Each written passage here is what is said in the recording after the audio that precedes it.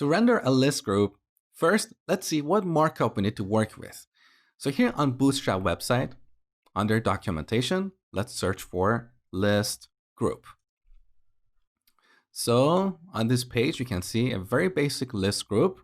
And here's the markup that we need to work with. A UL with the class list group. Inside this UL, we should have a bunch of list items with this class, list group item. So here in our list group component, let's return a UL with the class list-group.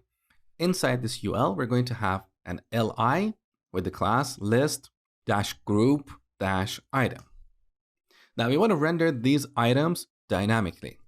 So first we need to pass props here, use object destructuring to read the item's property from the props object, and then map each item in this array to a list item element.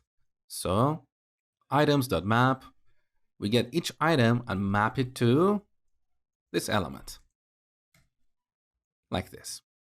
Now, because we're using the map method, we should give each item a unique identifier. So we set the key attribute to item._id. Next, we need to render the text of the item. So here we're going to render item.name. Now let's test the application.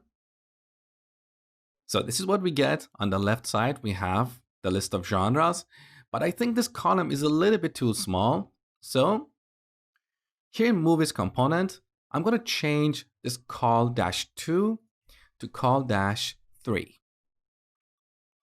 Okay, that is better. So we're successfully rendering the items, but there is a tiny issue with our implementation. Here in our list group component, we are assuming that each item has these two properties, _ID and name.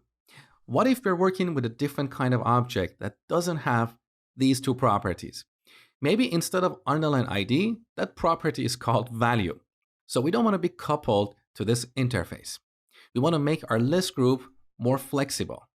To solve this issue, we need to pass two more props here. These props will determine the name of the target properties, ID and name. Let me show you. So back in our movies component, here's our list group. I'm going to add a couple more props.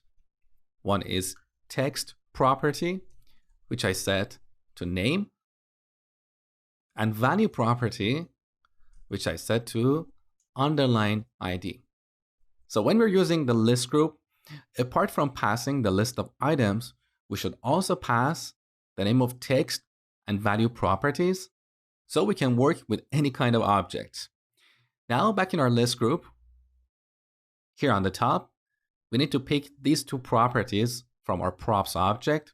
So text property and value property.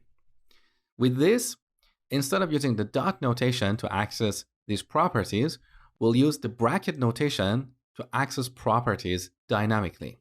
So I'm going to replace this with brackets, value property, and item.name with item of text property. With this change, we are no longer coupled to our genres, and we can reuse this list group with any kind of lists.